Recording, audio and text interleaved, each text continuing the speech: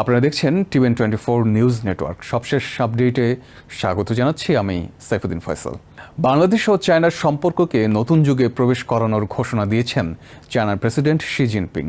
বেইজিংয়ের ঐতিহাসিক গ্রেট হল of the পিপলে বাংলাদেশের প্রধানমন্ত্রী তারেক রহমানের সঙ্গে বৈঠকে শি বলেন, নতুন যুগের জন্য চায়না বাংলাদেশ অভিন্ন ভবিষ্যতের কমিউনিটি গড়ে তুলতে চায় বেইজিং। তিনি বাংলাদেশের উন্নয়ন যাত্রায় প্রধানমন্ত্রী তারেক রহমানের সরকারকে পূর্ণ সমর্থনের আশ্বাস দেন এবং দুই দেশের কৌশলগত অংশীদারিত্ব আরও গভীর করার অঙ্গীকার ব্যক্ত করেন। সফরটিকে বাংলাদেশ চায়না সম্পর্কের নতুন অধ্যায়ের সূচনা হিসেবে দেখছেন কূটনৈতিক বিশ্লেষকরা। 4 দিনের সরকারি সফরে বর্তমানে চায়নার রাজধানী বেইজিংয়ে অবস্থান করছেন বাংলাদেশের প্রধানমন্ত্রী তারেক রহমান। শুক্রবার সকালে দিনের কর্মসূচির শুরুতেই তিনি তিয়েনআনমেন স্কয়ারে অবস্থিত পিপলস হিরোজ মনুমেন্টে পুষ্পস্তবক অর্পণ করে চীনের বিপ্লবী বীরদের প্রতি শ্রদ্ধা জানান। রাষ্ট্রীয় এই আয়োজনে দুই দেশের জাতীয় সঙ্গীত পরিবেশন করা হয়। চায়নার সশস্ত্র বাহিনীর একটি সুসজ্জিত দল রাষ্ট্রীয় সালাম প্রদান করে এবং বিগলে শেষ বিদায়ের সুর বাজানো হয়।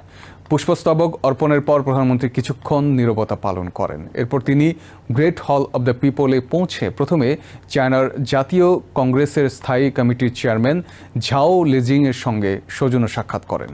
পরে অনুষ্ঠিত হয় বহুল প্রতীক্ষিত শি জিনপিং তারেক রহমানের দ্বিপক্ষীয় বৈঠক। বৈঠকে দুই দেশের উচ্চ পর্যায়ের প্রতিনিধি দল উপস্থিত ছিল।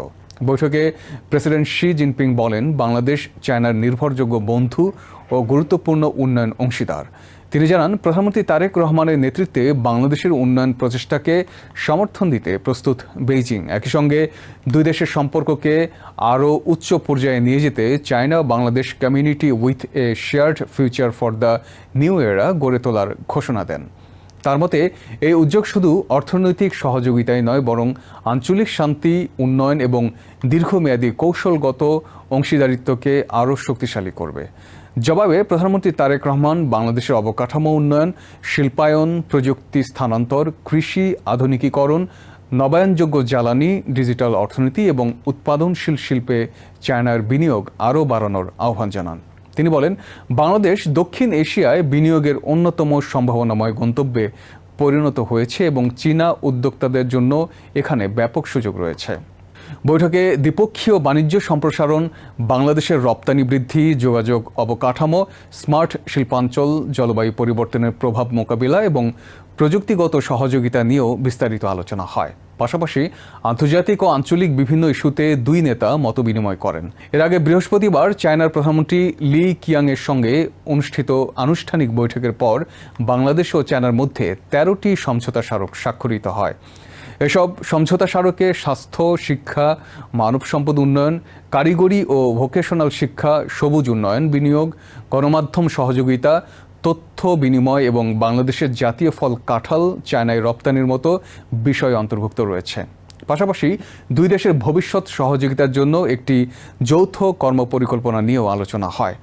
প্রধানমন্ত্রীর কার্যালয়ের মুখপাত্র মাহাদি আমিন জানান, এসব সমঝোতা শুধু বর্তমান সহযোগিতাকেই সম্প্রসারিত করবে না, বরং আগামী কয়েক বছরের অর্থনৈতিক ও উন্নয়ন অংশীদারিত্বের ভিত্তিও শক্তিশালী করবে।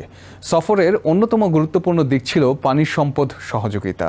তিব্বতে চায়নার বৃহৎ বাঁধ নির্মাণ প্রকল্প নিয়ে নিম্ন প্রবাহের দেশগুলোর উদ্বেগের মধ্যেই বাংলাদেশকে পানি সম্পদ ব্যবস্থাপনা, নদী শাসন এবং নীতিগত সমন্বয়ে সহযোগিতা বাড়ানোর প্রস্তাব দিয়েছে বেইজিং।